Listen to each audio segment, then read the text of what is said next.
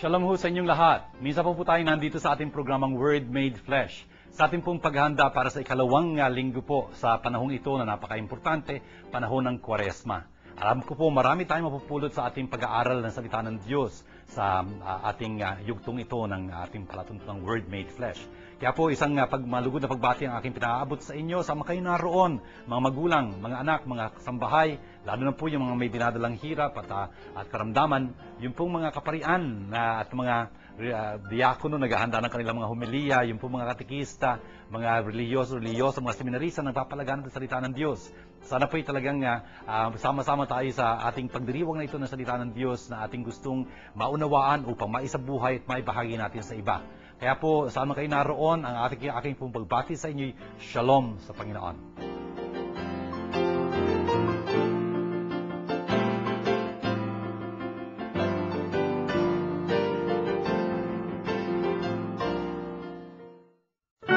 Word Made Flesh is glad to invite you to attend the Bible study lessons with Father June Lingad, SDB. Every Tuesday at St. John Bosco Parish Church, Makati City, from 7:30 until 9:30 in the evening. Every second and fourth Thursday of the month at BMI School, Ayala, Alabang, from 7:30 to 9:30 p.m. In Quiapo Church, every Wednesday from 7:30 p.m. to 9 o'clock p.m. starting February 7, 2007. Ang Word Made Flesh ay masayang nakikibahagi at malugod na sumusuporta sa pondo ng Pinoy. Word Made Flesh Foundation Incorporated is glad to invite you to a Lenten recollection on April 4, 2007 from 6 o'clock to 9 o'clock p.m. at the Rusin Hall, Don Bosco Parish, Makati City.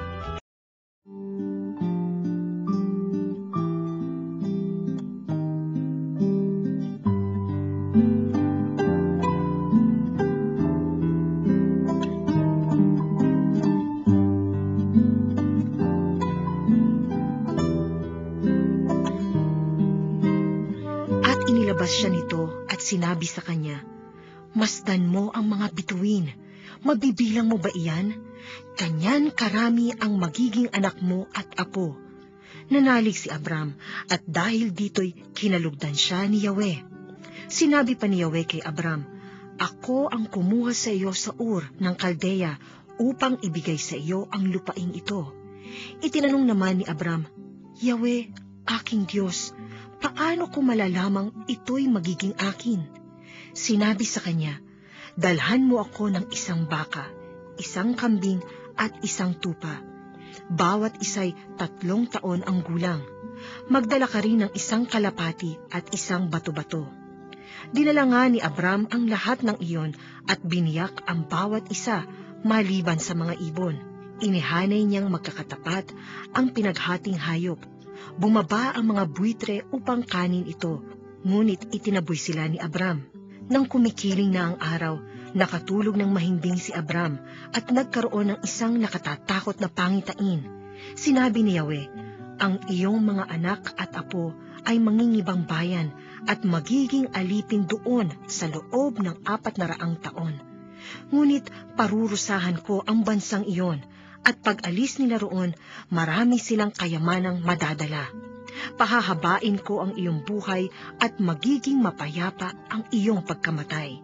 Daraan muna ang 4 na salinlahi bago sila makabalik dito, sapagkat hihintayin kong maging sukdulan ang sama ng mga Amoreyo bago ko sila parusahan at palayasin." Pagkalubog ng araw at laganap na ang dilim, biglang may lumitaw na palayok na umuusok at maningas na sulo na dumaan sa pagitan ng pinatay ng mga hayop. At ng araw na yaon, nakipagtipan si Yahweh kay Abram. Wika niya, "Nangangako ako na ibibigay sa lahi mo ang lupaing ito, mula sa hangganan ng Ehipto hanggang sa ilog Euphrates." Nandito po tayo sa ikalawang linggo sa panahon pong ito ng Kwaresma na napakahalaga.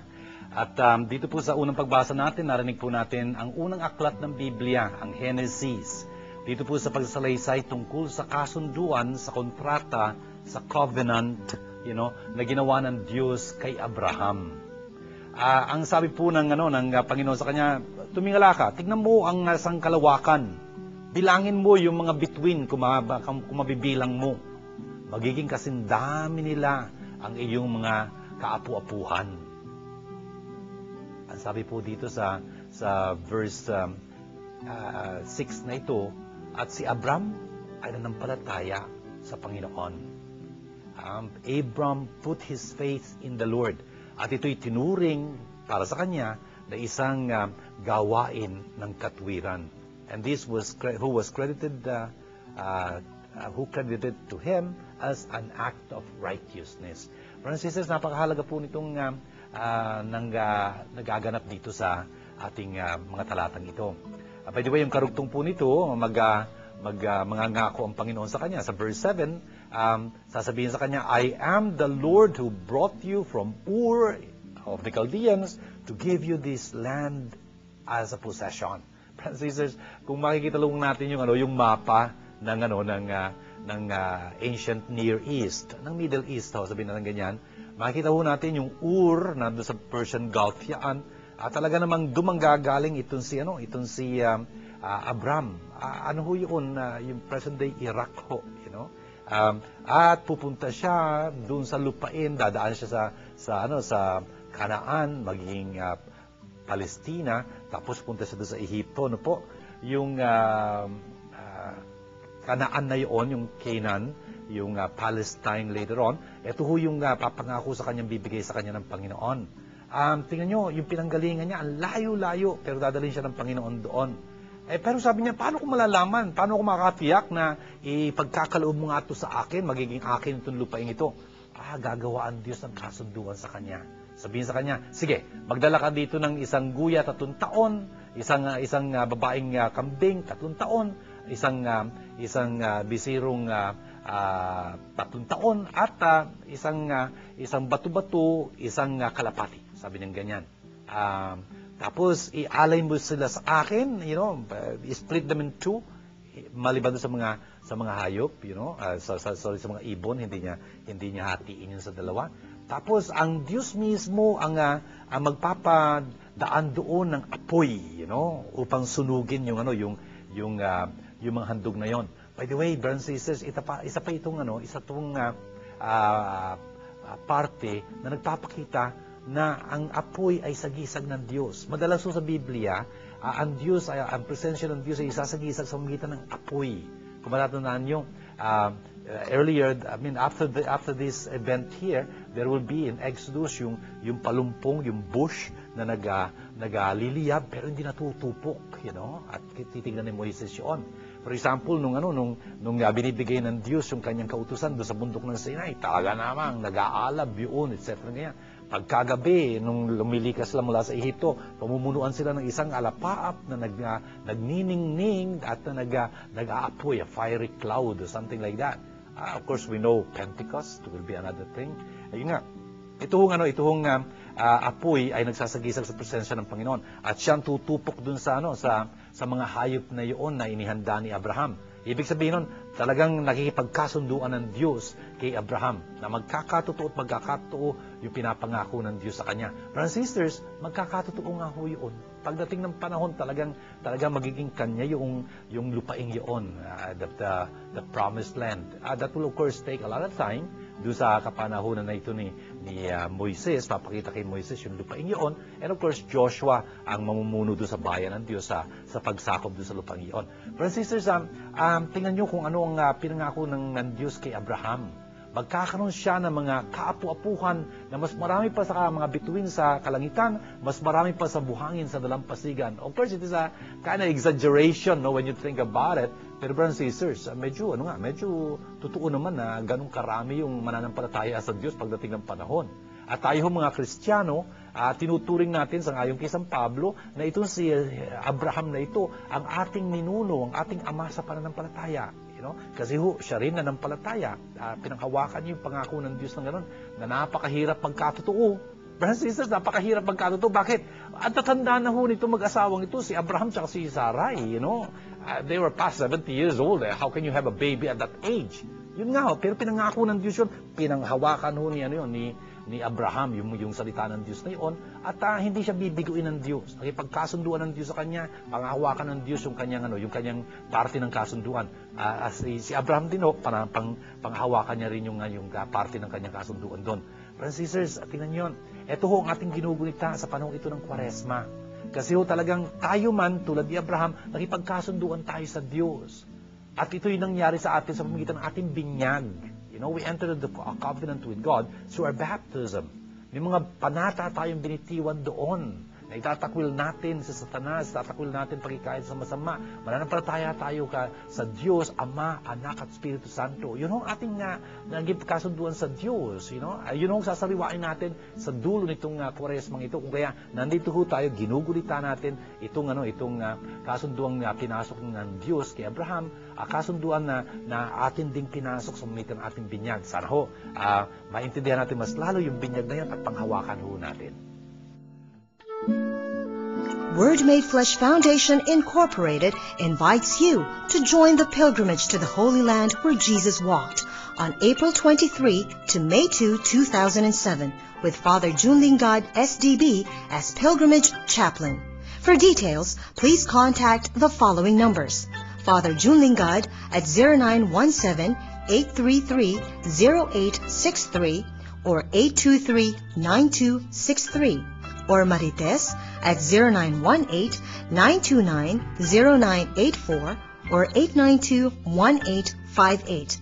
Or NITS at 0917-629-1851 or 527-3952. Or email us at wmffi@yahoo.com.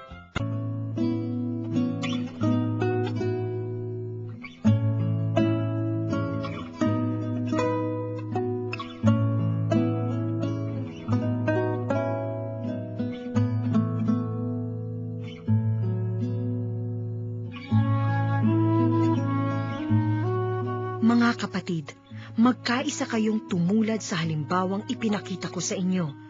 Kami ang gawin ninyong huwaran. Masdan ninyo ang lahat ng sumusunod sa mga halimbawang ito, tulad ng malimit kong sabihin sa inyo, at ngayoy luhaang inuulit ko.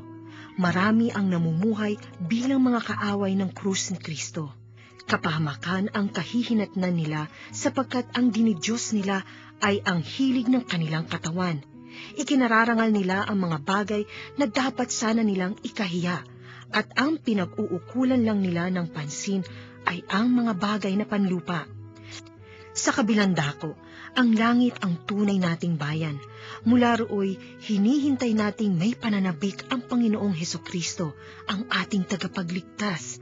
Pagdating ng araw na iyon, babaguhin niya ang ating katawang lupa at gagawing maluwalhati tulad ng kanyang katawan sa pamamagitan ng kapangyarihang ginamit niya sa pagpapasuko sa lahat ng bagay. Kaya nga, minamahal kong mga kapatid, aking kagalakan at karangalan na lagi kong kinasasabikang makita uli, magpakatatag kayo sa inyong pamumuhay na nakaugnay sa Panginoon. Ating pong ikalawang pagbasa ay hango sa sulat ni San Pablo sa mga taga-Filipos. Dito po sa chapter 3, ang dami-dami pong pinapaalala sa atin ni San Pablo dito. Ang sabi niya, join with others in being imitators of me, and observe those who thus conduct themselves, according to the model you have in us. Ang ganda-ganda ho nung sinabi dito San Pablo, talaga hong isa siyang huwaran, isa siyang modelo, isa siyang pwedeng pamarisan. Sana ho, kaming mga pare, lalo na tayong mga magulang, masabi natin yun sa ating mga nasasakupan, tularan nyo na lang ako, tularan nyo na lang ako, something like that, sa pagsasabuhay ko ng salita ng Diyos.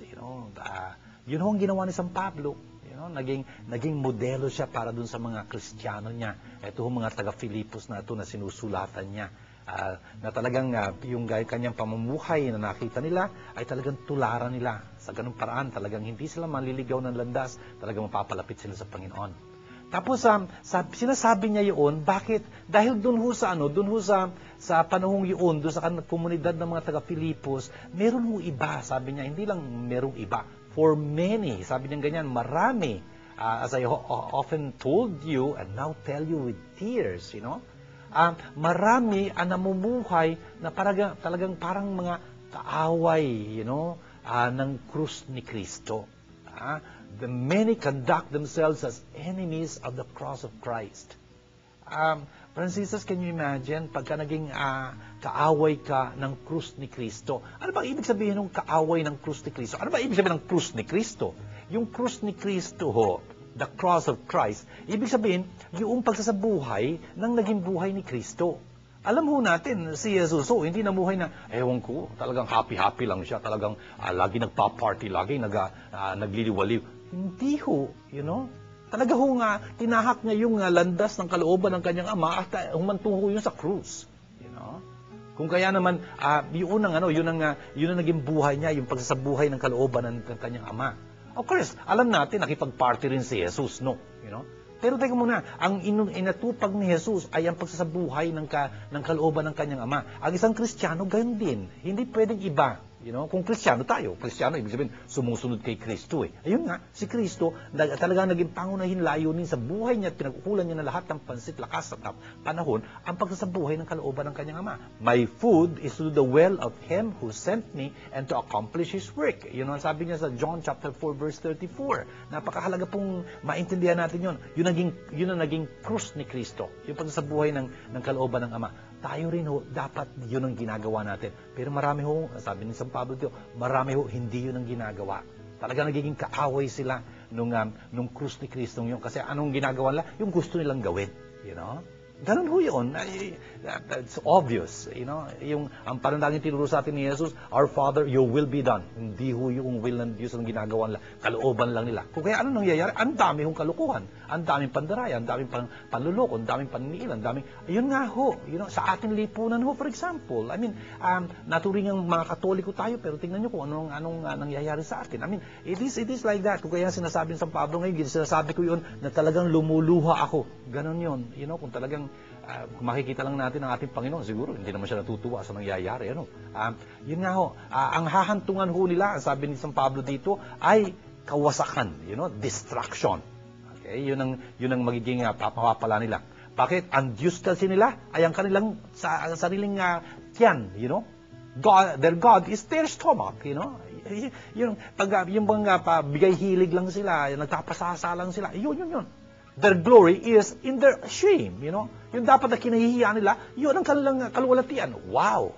Pangangalandakan mo na ito, ewan ko kung ano-anong ginagawa niyang kalukuhan, tapos, ayun, akala mo, siya bida, dapat siya pamarisan. Teka muna, hindi ganun, Pwedeng they're reaping very much glory here on earth, pero alam natin, mayroong pagtutuos at pagtutuos. Alam natin, ang Diyos, sa dulo at dulo ng buhay natin, huhusgahan tayo ayon sa ating mga ginawa. That's it, Hindi doon sa ating sinasabi, sa ating minimithi. Hindi na yung ating ginawa, Doon tayo husgahan ng Diyos. And so, there will be an end to all this. Anyway, pero brothers and sisters, dapat alam natin yon. Their minds are occupied with earthly things. Yun lang ang pinagkakaabalahan nila. Panlupa lang. Talagang parang, nakita niyo ang mga hayop, Nakakita na kayo ng aso. Ano ba posisyon ng aso? Lagi nakatungo, May aso ba kayo nakita na nakatingala lagi? Hindi naman, no? Yun nga lagi nakatungo. Yung mga taong yun, lagi nakatungo. Itong lupang lang ito ang nakikita nila. The here and now and only that, Hindi ho tayo dapat makamundo, makalupa, Kundi, ang ating citizenship is in heaven. Medyo nakakagulat ito sinabi ni San Pablo ito. Ang ating pagiging mga mamamayan ay pagiging mamamayan sa langit.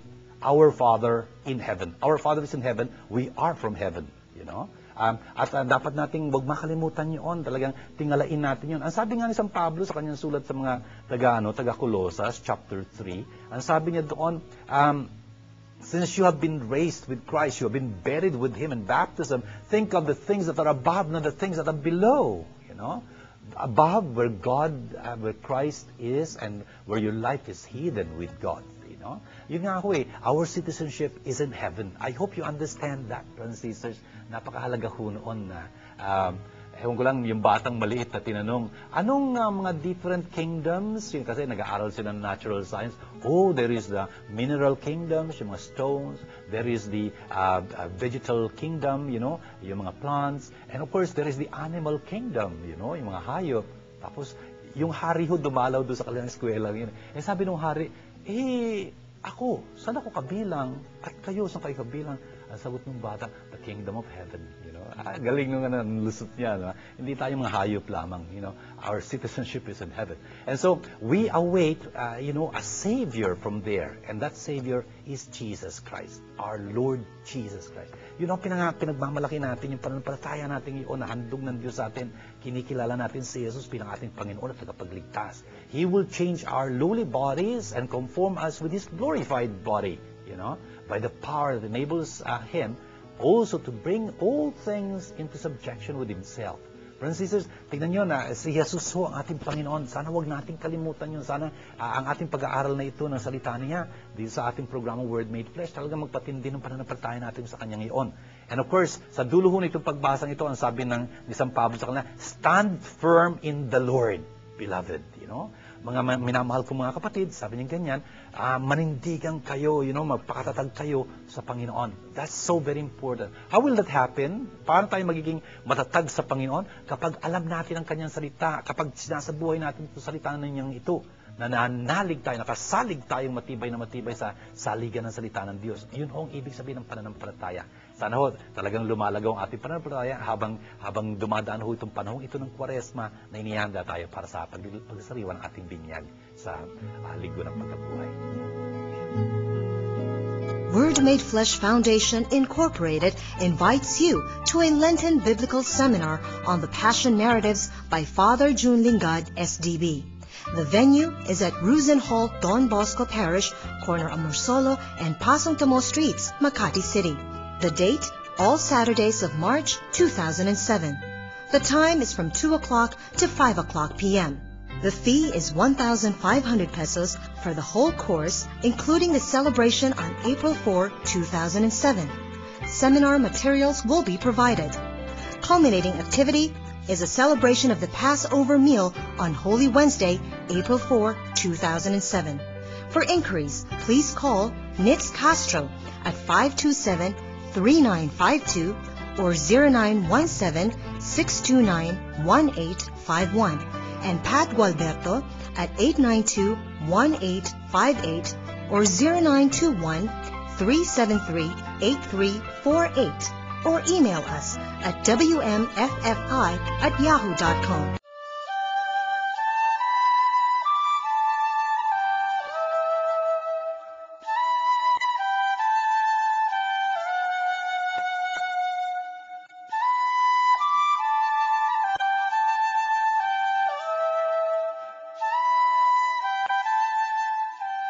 Sumainyo ang Panginoon. Ang magandang balita ng Panginoon ayon kay San Lucas.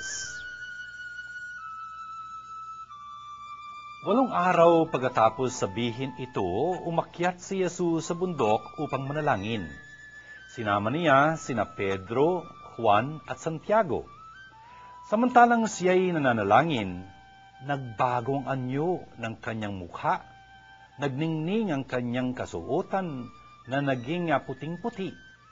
Karakarakay lumitaw ang 2 lalaki, sina Moises at Elias, na napakitang may kaningningan at nakikipag-usap sa kanya. Pinag-uusapan nila ang malapit na pagpanaw ni Jesus na magaganap sa Jerusalem. Tulog na tulog si Pedro at ang kanyang mga kasama. Ngunit sila'y biglang nagising at nakita nila si Jesus na nagniningning at ang 2 lalaking nakatayo sa tabi niya. Nang papaalis na sa tabi ni Jesus ang mga lalaki, sinabi ni Pedro, "Guro, mabuti pa'y dumito na tayo. Gagawa po kami ng 3 kubol, isa sa inyo, isa kay Moises at isa kay Elias." Ang tutuy hindi niya nalalaman ang kanyang sinasabi. Nagsasalita pa siya nang matakpan sila ng isang ulap at sila'y natakot. At may isang tinig mula sa alapaap na nagsabi, "Ito ang aking anak, ang aking hinirang. Siya ang inyong pakinggan." Nang tumigil ang tinig, nakita nilang nag-iisa na si Jesus. at hindi muna sinabi ng mga alagad kanino man ang kanilang nakita. Ito mga kapatid, ang mga gandang balita ng ating kaligtasan. Tingnan niyo po sa linggong ito, ikalawang linggo sa Kwaresma, ang ating pong ebanghelyo napakaganda. Ito po yung tagpo doon sa bundok ng Tabor according to tradition. Ano nangyari? Sinasabi po dito, 8 araw pagkatapos niyang sinabi ito. Ano ba yung sinabi niya? Yun hong nauna dito sa pagbasang ito ay nandito po sa verse 21, for example, nitong chapter 9, ipinahayag ni Jesus yung tungkol sa kanyang kamatayan. Na darating at darating ang panahon, darakpin siya, isusuplong siya doon sa mga makapangyarihan sa Jerusalem, tapos paparusahan, papatayin. Ngunit sa 3 araw, siya mabubuhay na muli. Tapos sinabi niya pa na yung ibig sumunod sa kanya, 3 dapat nilang gawin. Limutin ang kanilang sarili, pasanin ang kanilang krus araw-araw, at sumunod sa akin. Yun ang sabi niya. Pagkatapos nun, eto, yung tagpong nandito sa chapter 9 verse 28, na ito hong pagbabagong anyo ni Jesus. And so, pagkatapos ng mga sinabi niyang yun, dadalhin niya itong 3 ito dun sa bundok. May mangyayari doon. May kaugnayan ho ito, itong pagbabagong anyong ito ni Jesus doon sa naunang mga pangyayari. Kasi, sirang-sira ho siguro yung kalooban nitong mga disipulo niyang ito. Narinig kasi nila si Jesus. Sa 2 pagkakataon na ho, kung tutuusin na ipinahayag niya, inihula niya kung ano yung sasapitin niyang pagdurusa. Tapos talagang magiging mahirap yung pagsunod sa kanya. Susunod sila hanggang sa kamatayan sa krus. Medyo talagang siguro sira yung kalooban nga, discouraged itong mga disipulo niya. Kung kaya dapat may makita sila tungkol sa kung sino tong Jesus na ito. Ayun, masasaksihan nila yung pagbabagong anyo nga ni Jesus. Anyway, brothers and sisters, importante ho yung konteksto sa makatuwid. Ano po? Anong nangyari ho dito? Dinala ho ni Jesus itong si Pedro, Santiago at Juan. O Pedro, Juan at Santiago. Peter, John, and James. Ito hong 3 ito, ewan ko ba kung bakit, pero parang paborito sila ni Jesus. Itong triyong ito, mga matalik ko silang kaibigan ni Jesus. Normal na normal si Jesus, may matatalik na kaibigan. No? Sila ho magiging kasama ni Jesus din. Hindi lang ho dito sa pangitain ito ng pagbabagong anyo ni Jesus, kundi nung pinagaling ho ni Jesus, binuhay rather ni Jesus yung babaeng dalagitang anak ni Jairo po. Tapos sila ding 3 ang makakasalumuhan ni Jesus doon sa hardin ng Gethsemane. Pagka makikita nila magduro sa atong Jesus na ito ng lubos-lubos ang ganyan. Sabi nga ni San Lucas, na talagang pumapatak yung kanyang pawis na parang patak ng dugo. Wow! Anyway, brothers and sisters, ano nangyari? Umakyat ho sila sa isang mataas na bundok. Umakyat sila sa bundok na ganyan, na according to tradition nga is Mount Tabor. Pagka nandun ho kayo sa Galilee, ito hong Tabor na ito, para talaga siyang isang lugar na umakyat na lang ganyan. Pagka nandun kayo, kitang-kita niyo ho yung buong Galilee area ganyan, nasa baba niya. At mataas ho itong bundok na ito kung tutusin. Anyway, bakit umakyat si Jesus, sinama niya itong mga ito? Upang manalangin. Francis, si San Lucas ho lang ang nagbibigay sa atin ng kontekstong ito. Bakit sila nandun sa bundok na yon? Upang manalangin. Tema ho ni San Lucas kasi yon, yung panalangin. Madalas si Jesus, ay pinipresenta ni Lucas na nanalangin. Mas madalas kaysa doon sa ibang mga ebanghelista kung tutuusin. Anyway, at ang sabi niya dito sa verse 29, habang siya'y nananalangin, ang kanyang mukha ay nagbago. Ang kanyang mga kasuotan nagningning. Brothers and sisters, tingnan niyo yun. Napaka-importante ho nung nangyaring yun. Nananalangin si Jesus nung naganap itong pagbabagong anyong ito. I like to advance a point. Talaga ho maraming pagbabago, kahit na ho sa atin, ang nagaganap pagka tayo nananalangin. Naranasan niyo na ba yun? Kunyari, takot na takot kayo, balisang-balisa kayo, galit na galit kayo. Pero pagka nakuha niyo talaga magdasal, huhupa ho yung galit na yun, yung takot na yun, at yung kapalisang yun, huhupa ho yun. Magkakaroon kayo ng kapanatagan na ang Diyos lamang ang makabibigay sa inyo. Bakit? You touched base with God. That's why, in prayer. Ganun ho yun. Hindi ho babaguhin ng Diyos yung mga bagay-bagay, usually. pwedeng mangyari na hindi niya babaguhin yung mga bagay-bagay. Kunyari, yung problema, hindi naman naalis, Yung pagsubok, naariyan pa rin, yung kinababahala mo, nandyan pa rin. Pero ang nagbago ho nun, kayo, Pinalakas niya kayo talaga. Sinabi niya sa iyo, kinumbinsi kayo, mapapanaigan natin itong magkasama. Don't worry, I'm with you. Parang ganun ho. That's the effect of prayer. Jesus will experience this many times. Tapos, ano nangyari habang nanalangin siya? At nagbagong anyo siya. Dalawa katao ho ang lumitaw na nakipag-usap sa kanya. Sino ito? Si Moises tsaka si Elias. Wow, Ang tagal na ho mga patay nito mga ito kung tutuusin, At napaka-importante ho nitong dalawang ito para sa mga Hudyo. Si Moises ho, tagapagbigay ng batas mula sa Diyos. Si Elias, ang pangunahing propeta ng mga Hudyo, na hinihintay-hintay ng mga Hudyo hanggang ngayon kung tutusin. Kasi ayon sa kanilang pag-iisip, sa kanilang teolohiya, darating si Elias, pag dumating siya, mag-uumpisa na ang wakas. Siya magpapakilala sa Mesyas na dumarating kasunod niya. Kung kaya sa bawat Passover meal na dinarao sila taon-taon for the past 3,000 years kung tutuusin, lagi ho merong Elijah's chair doon. Nakwento ko na sa inyo to. Yun yung upuang iyon, laging bakante yun.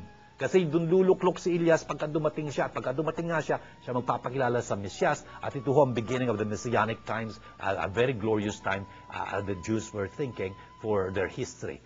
Pero sabi ho ni Jesus, dumating at dumating na si Elias. Kaya lang, kinatrato nila ng gano'n na lamang. At tinutukoy ni Jesus doon si Juan Bautista. Ang Elias na nagpakilala sa Mesyas nung siya'y dumating. Behold, the Lamb of God who takes away the sin of the world. Anyway, brothers and sisters, ayun ang nangyari. Na lumitaw ho itong dalawang ito na talagang magpapakilala na itong Jesus na ito ang kanilang hinihintay-hintay, ang pinaghandaan ni Moises sa kasulatan at pinaghandaan ni Elias at ng mga propeta sa magitan ng kanilang mga pangungusap mula sa Diyos. Kung kaya, nando nag-uusap sila, very glorious itong mga ito. Ano pinag-uusapan nila? Ito lang ho si San Lucas na nagsabi sa atin kung ano pinag-uusapan nila tungkol sa kanyang exodus. Ang sabi dito, tungkol sa kanyang paglisan. Yun ho atang binasa ko sa inyo, pagpanaw. Yung paglabas niya, yun ang ibig sabihin ng Exodus, paglabas, paglisan. Well, yung paglisan niya na matutupad sa Jerusalem. Of course, we know Jesus will die there in Jerusalem. Ano nangyari nung nangyayari itong kaganapang ito? Ay, si Pedro at yung mga kasama niya, tulog na tulog. They were overcome with sleep. But then, at a certain point, ewan ko ba kung ano nangyari, siguro napakaningning nung kapaligiran. Brothers and sisters, hindi ba naranasan nyo ba yun? Sabihin natin, tulog na tulog kayo, tapos biglang kumidlat or something like that. Nagising din kayo, something like that. Ay, doon ang ning-ning nung kapaligiran dyan, kung kaya nagising din sila. Ano nakita nila? Itong dalawang ito, nakatayo sa kasama ni Jesus. At nung papaalis na ho itong dalawang ito, ayun, naibulalas ni Pedro kay Jesus, Guro, ang ganda-ganda ho, sana'y dumito na tayo. Sabi niya ganyan, gagawa ho kami ng 3 kubol. Isa sa inyo, isa kay Moises, isa kay Elias. Kung tutusin, sabi dito ni San Lucas, hindi niya alam kung ano kanyang sinasabi. Kasi takot na takot sila. At mientras nagsasalita si Pedro gano'n, ano nangyari? Meron hong isang alapaap na lumukob doon sa bundok na yun, sa kanilang kinaloroonan. Francis, at pagka nandun ho kayo sa bundok na yun, kung tutusin si Father Jun ho, every so often, around Holy Week, meron hong pilgrimage na dinadala doon si Father Jun sa Israel, at pumupunta ho kami dito sa bundok na ito ng Tabor. At nangyayari ho yun, habang nandun, makikita mo yung mga ulap talagang dumadaan doon kasi mataas tong bundok na ito malamig din ho, dumadaan ho doon sa church na ito, nandun ka sa taluktok na itong bundok na ito, ayun, dumadaan yung mga ulap, pagka nasa baba ka, kita mo dumadaan yung mga ulap, nawawala nga yung simbahan sa paningin mo kasi nakakubera ng ulap Yun nga ho, dumating yung isang alapaap. Please understand, I'd like to remind you, sa Biblia ho, yung alapaap, yung cloud, ay talagang symbol ng presensya ng Diyos. Ewan ko lang kung matatandaan ninyo, pagka nung nandun sina Moises at mga Hudyo sa ilang, doon sa tolda na pagipagtagpo sa Diyos, sa tent of meeting, pagka pumapasok ho si Moises sa loob noon para magipagtagpo sa Diyos, naku, talagang nilulukuban yun ng napakakapal na ulap, yung mga tao hindi ho makalapit kung tutuusin.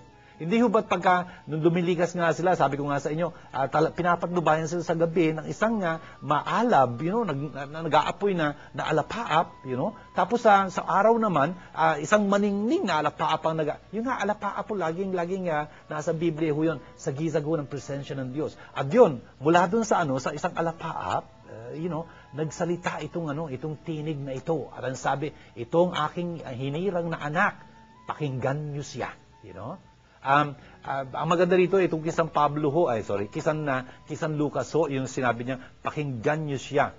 Listen to him. Ito si San Lucas, binago niya ho yung arrangement ng words, hindi listen to him.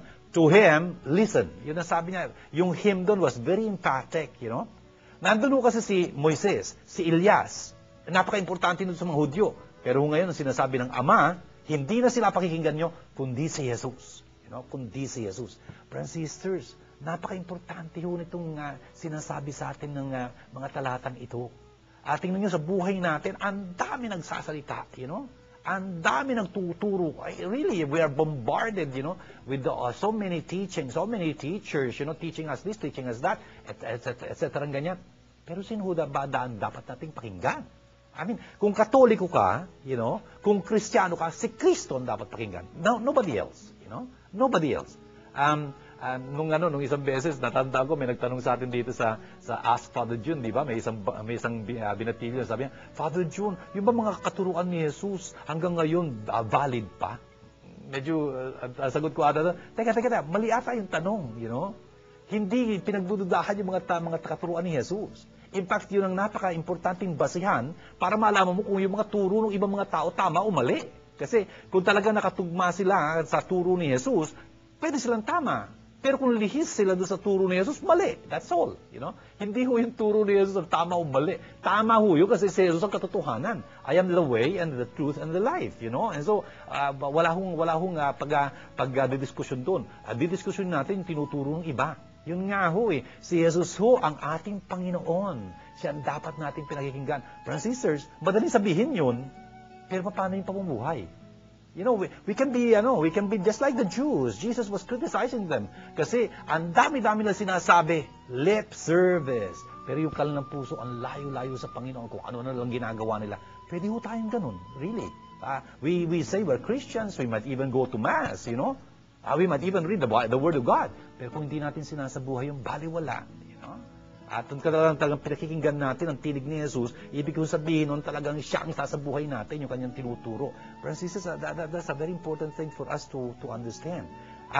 Tingnan nyo, itong nangyari dito, at the end, ang sabi sa atin ay, they fell silent, Kasi nung narinig ng tinig na, talaga nag-imbals yung ganyan. They fell silent and did not, at that time, tell anyone what they had seen. Kasi talagang, ewan ko, it is so overwhelming. You can't even talk about it, You don't find words to express yung experience na yun. Brothers and sisters, sana ho sa ating mga sarili, may maintindihan tayo rito. Tingnan nyo, dapat ho ang isang Kristiyano, nakasaksi din siya, nakaranas din siya, naka-experience siya ng presensya ni Jesus, ng presensya ng Diyos. Siguro kung sasabihin niya, Father, paano ba yun? Parang hindi ko pa na-experience yun. Uy, pagka ganun ho, manalangin kayo sa Panginoon. Pagka nagsimba kayo sa pagmimisa ninyo, the next Mass you attend, you please ask the good Lord to let you experience that. Tandaan ho natin ang ating pagiging Kristiyano, pagiging Katoliko, hindi pantuktok lang, A lot of truths, you believe in all those things. Hindi lang ho yun. It should affect our whole being, Yung ating conviction, really, Jesus can help us, feel those convictions. Alam niyo, may isang beses, I remember, I had a student, first year college, nag-theology classes kami kasi Mondays. Anong break time, sabi niya sa akin, Brother June, brother pa ako noon Brother June, last Sunday, yesterday, I had such a beautiful experience during the Mass. Tapos, eto si Brother June, sabi niya, hey, sabi yung ganyan, please understand that faith is not feelings, ha? I was so heady or something like that. Tama ho siya. Tama ho siya. Mali si Brother Jun. Ang pananampalataya ho natin, hindi lang pantuktok. Pwede ho nating maranasan to talaga. Such a very, very tremendous experience that can change your life. Importante ho yun. From the pages of the Gospels, it looks as if Jesus really wants us to experience His presence. He wants us to understand that He is not just a truth, a truth. He is the truth. He is an experience really. It can be an earth-shaking, a life-changing experience pagka nagkataon. And so let's ask Him, to help us experience Him. At ang importante ho nito, tandaan niyo, at that time, hindi na sinabi kanino man. Pero that time will come na itong mga disipulo itong ni Jesus, gagawin niya mga apostoles. Disciple means learners, apostol means sent. Isusugo niya sila para ipangaral, ipamahagi yung kanilang karanasang yung kay Jesus. Tayo rin ho, ganon. We got to have an experience of Jesus. We got to understand. We got to know Jesus and know not only here but love. Knowledge in the Bible is ultimately loving. We must love Jesus enough that we bring Him to others. Brothers and sisters, importante ho yun. Na talagang maging mga tagapagbahagi tayo ng ating Panginoon na ating nai-experience, nararanasan. Parents, can you imagine, kung talagang si Jesus buhay na buhay sa inyo, you experience Him interceding for you, really blessing you, helping you in your every need, etc. like that, a merciful Lord, etc. I mean, pagka nagsalita ho kayo sa inyong mga anak, it's so convincing, it's so believable. Kasi talagang karanasan niyo itong isinishare niyo sa kanila, hindi lang theoretical, it's practice. You really experience that. Brothers and sisters, sana ho talagang suriin natin ang ating mga sarili kung talagang si Jesus ang ating laging pinahinggan. The raffle draw, which was originally scheduled last January 31, 2007, will be held on March 24, 2007, after the Lenten Biblical Seminar scheduled on that day at the Rusen Hall, Don Bosco Parish, Makati City. For details, please contact the following numbers: Nitz Castro at 527-3952 or 0917-629-1851. and Pat Gualberto at 892-1858 or 0921-373-8348 or email us at wmffi@yahoo.com. Word Made Flesh Foundation Incorporated invites you to join the pilgrimage to the Holy Land where Jesus walked on April 23 to May 2, 2007 with Father Jun Lingad, SDB, as Pilgrimage Chaplain. For details, please contact the following numbers: Father Jun Lingad at 0917-833-0863 or 823-9263 or Marites at 0918-929-0984 or 892-1858 or Nitz at 0917-629-1851 or 527-3952 or email us at wmffi@yahoo.com.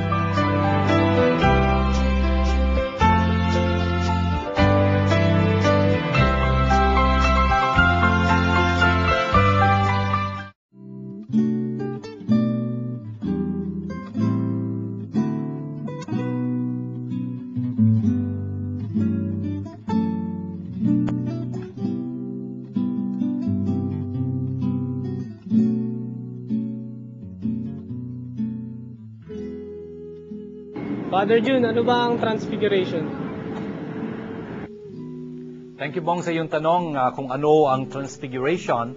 Ang Transfiguration na tinutukoy sa Ebanghelyo na ating narinig ngayong araw na ito, sa ikalawang linggo ng Kwaresma, ay yung pinagdiriwang natin pagka August 6th, the 6th of August, the Transfiguration of the Lord Jesus. Ang ibig sabihin nun, yung pagbabagong anyo niya. Ang talagang nangyayari dito, parang si Jesus ay Diyos. Nung dumating ang takdang panahon, naging tao siya sa sinapupunan, naging laman siya sa sinapupunan ni Maria. The Word was made flesh, Word made flesh, sa sinapupunan ni Maria. Nung nangyari yun, para bang yung sinabi ni San Pablo sa Philippians chapter 2, verse 6 to 11, Talagang parang tinlukbungan niya, yung kanyang pagka-Diyos. Kaya ang makikita lang ng mga tao, taon-tao siya, Kung nangyayari nga, yung iba, inalipusta pa nga siya. Yung iba, hindi naniwala sa kanya. Pinako pa nga siya sa krus, di ba? Kasi hindi nila nakikita yung kanyang pagka-Diyos, kung tutuusin. Bakit nga? Tinalukbungan niya. Pero isang beses sa kanyang buong buhay, nung ang transfiguration na yon, yung tagpo na narinig natin sa Ebanghelyo kanina, para bang hinawi niya yung talukbong niyang ganyan mula sa kanyang mukha at nakita yung kaningningan niya kung sino siya. Napaka-importante nun para sa mga disipulo. Sabi ko nga sa inyo, discourage sila, hindi ba? Kasi may sinabi sa Jesus kung sasapitin niya, etc. ganyan, ang lagim-lagim o something. Kung kaya, dito dapat may makita sila tungkol kay Jesus kung sino siya, ang ningning pala niyang anak ng Diyos. Kung kaya nga, narinig pa nila yung tinig na yun, ito ang aking minamahal na anak, siyang pakinggan ninyo. Kung kaya nga, hinawi niya yun, yung kanyang, yung talukbong na yun, sa pagkakataon ng kanyang pagpapagong anyo. Minsan lang nangyari yun, at sabi ko nga sa iyo, nangyari yun nung siya'y nananalangin. Kung kaya, yun ang ibig sabihin basically ng transfiguration of Jesus. Yung pagbabagong anyo niya, yung paghawi niya doon sa talukbong na yun, para makita ng mga disipulo niya kung sino nga siya talaga, ang anak ng Diyos. Word Made Flesh Foundation Incorporated invites you to a Lenten Biblical Seminar on the Passion Narratives by Father June Lingad, SDB. The venue is at Ruzen Hall, Don Bosco Parish, corner of Morsolo and Pasong Tamo Streets, Makati City. The date, all Saturdays of March 2007. The time is from 2 o'clock to 5 o'clock p.m. The fee is 1,500 pesos for the whole course, including the celebration on April 4, 2007. Seminar materials will be provided. Culminating activity is a celebration of the Passover meal on Holy Wednesday, April 4, 2007. For inquiries, please call Nitz Castro at 527-3952 or 0917-629-1851 and Pat Gualberto at 892-1858 or 0921-373-8348 or email us at wmffi@yahoo.com. Shalom. If you have been blessed by this program, please know that God needs your financial help to continue Word Made Flesh TV show in its mission of touching more lives. For your donations, please contact the following numbers. Father June Lingad, SDB at 823-9263 or 823-9220 or 0917-833-0863 or Miss Nitz Castro at 527-3952 or 0917-629-1851 or make your deposits to Word Made Flesh Foundation Incorporated, BPI account number Philippine Pesos 0011165362 or our dollar account 0014151206. I'd like to thank you on behalf of Word Made Flesh Foundation. Shalom.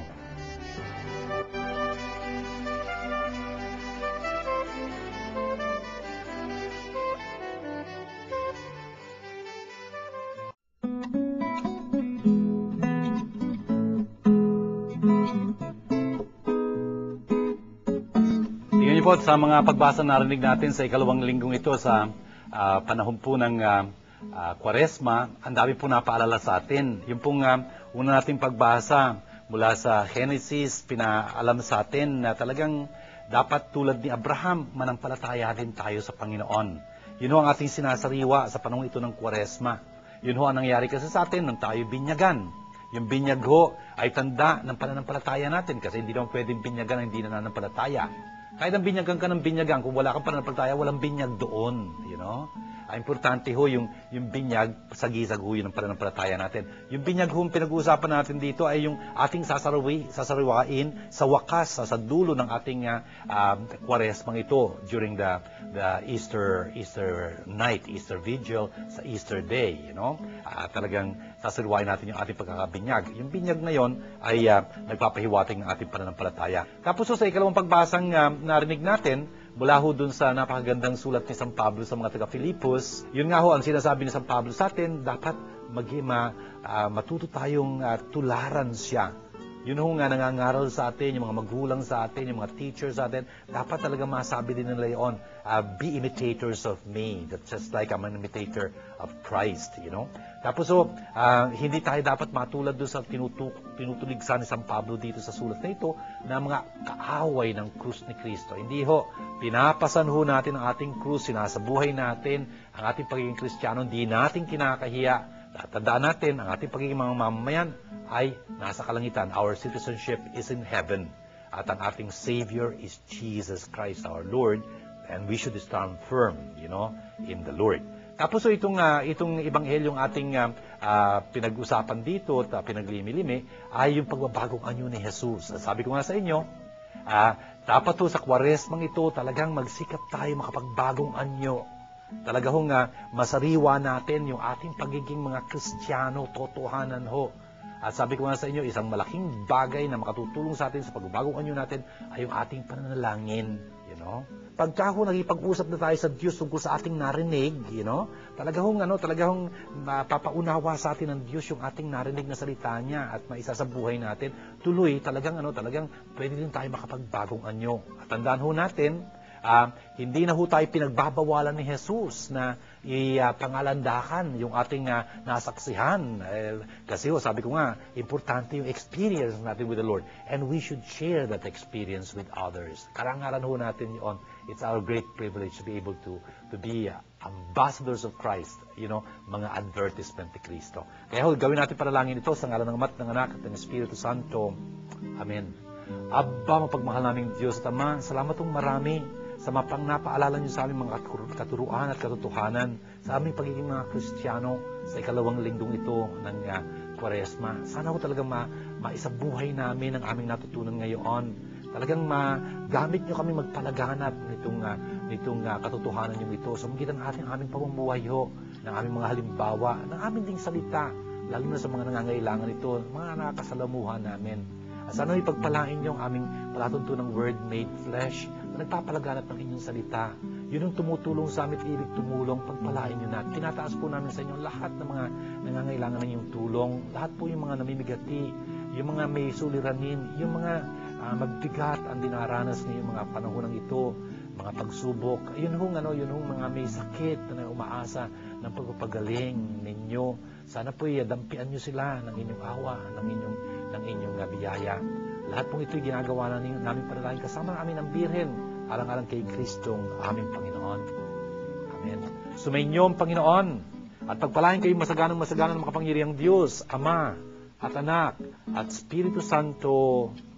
Amen. Ito po ang ating palatuntunang Word made flesh. Sana po yung naging pagpapala ito para sa inyo. At sana po kung naging ganon, makipag-ugnayan po kayo sa amin. Nandiyan po ang aming mga cellphone number namin para sa inyong text, ang aming email address. Sana po ibahagi nyo sa amin ang ginagawa ng Diyos para sa inyo sa pamamagitan ng programang ito. Hanggang po sa muli, shalom po sa inyong lahat. The 4th season VCD of the Word Made Flesh TV show is now available. If you are interested, please contact the following numbers. Nitz Castro at 527-3952 or 0917-629-1851 or Pat Gualberto at 892-1858 or 0921-373-8348 or email us at wmffi@yahoo.com. This program is brought to you by God, the Word made flesh. Indeed, God is our sponsor.